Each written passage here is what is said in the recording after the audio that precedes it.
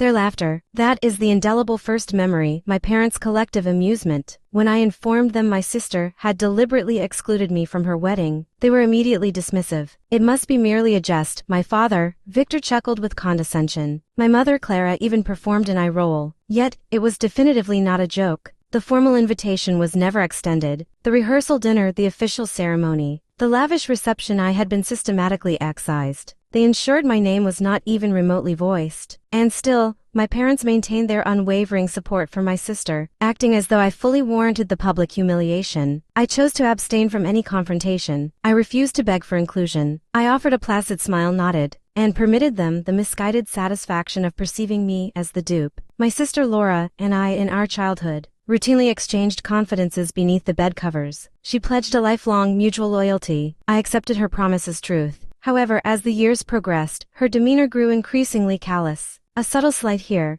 a calculated verbal thrust there. She cultivated a consistent pattern of appropriating my possessions and audaciously labeling them as her own, my apparel, my financial credit, even my social circle. And without fail, my parents consistently rationalized her conduct. She intends no harm. She is simply being effervescent. Effervescent, that word resonated relentlessly within my consciousness as I stood, observing her extravagant wedding venue, watching guests and family members enter while I remained excluded. Effervescent as I sat in my vacant home, monitoring my silent telephone, awaiting any minimal acknowledgement. None arrived that night. I did not emotionally collapse. I did not weep. Instead, I calmly reviewed the official deed to the property she had inhabited for the previous 2 years. The house was registered solely under my legal name. The asset I had purchased, meticulously maintained, and tacitly allowed her to occupy without tenancy fees. My parents perpetually lauded her supposed self-sufficiency, never once inquiring how she financed such an independent lifestyle. She firmly believed the residence was her deserved possession. She utterly neglected the fact that it was legally, unequivocally mine. While she commenced her marital excursion, I immediately arranged a consultation with a professional real estate agent. Documents were efficiently ratified, and purchase offers arrived swiftly. By the time she was leisurely consuming tropical beverages on an exotic coastline, the property had been completely divested. Every legal intricacy was resolved. Every signature was formally affixed. The entire transaction was clean, comprehensive, and ultimately irreversible. I packaged all her personal effects with fastidious care, labeled every container, and secured the belongings in a storage facility. This was not an act motivated by personal spite. It was simply the flawless execution of a calculated strategy. I wasn't cruel. I was precise. The night preceding her scheduled return, I traversed the vacant rooms one last time. Natural light diffused softly across the now bare internal walls. For the first time in numerous years, the house felt conclusively my own again. There was no lingering, heavy floral fragrance, no high-pitched, echoing laughter disturbing the peace. Only a profound silence, a silence that I now fully possessed. She returned 2 days later, personal luggage in hand, her new husband Robert trailing behind her. The precise instant she observed the professional moving vehicle in the driveway, her honeymoon euphoria instantly evaporated. "What exactly is the meaning of this?" she vociferated,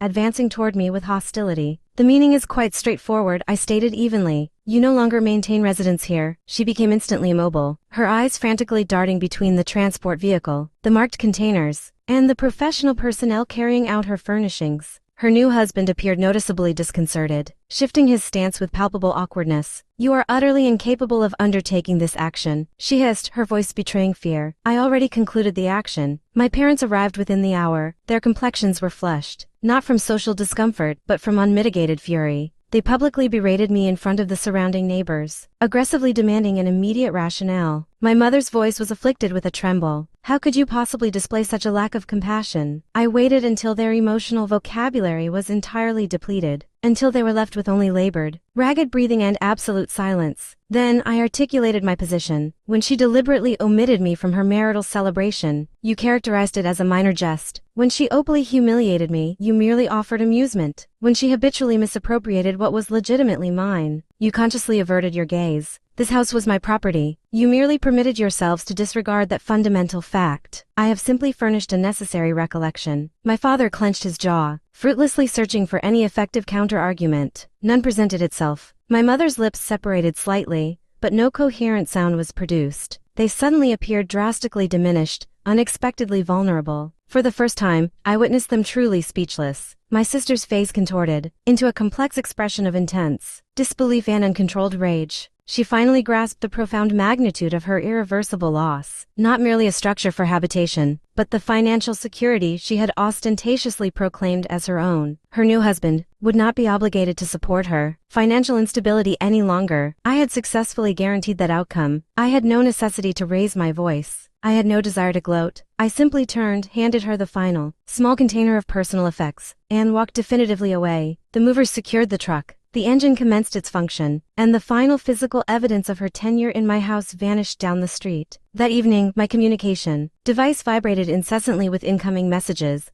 appeals for reversal, vitriolic insults, explicit threats. Silence was the response to every single one, as I never once acknowledged them. For years, I had occupied the role of the familial phantom, the convenient target, the individual they effortlessly discarded. That day, I systematically authored a new narrative. I did not engage in theft. I did not engage in destruction. I simply executed a reclamation of my rightful asset and, in doing so, definitively exposed them all for what they truly were, parasites sustained by my tolerance. Now, when I navigate through my former neighborhood or occasionally pass by informal family assemblies, I am acutely aware of the distinctive hushed commentary. They label me cold, ruthless, unforgiving. Perhaps those descriptions hold some validity. Yet I am no longer disregarded. They wanted me to be invisible at the wedding. Instead, I became unforgettable, and I harbor no remorse for a single, calculated action.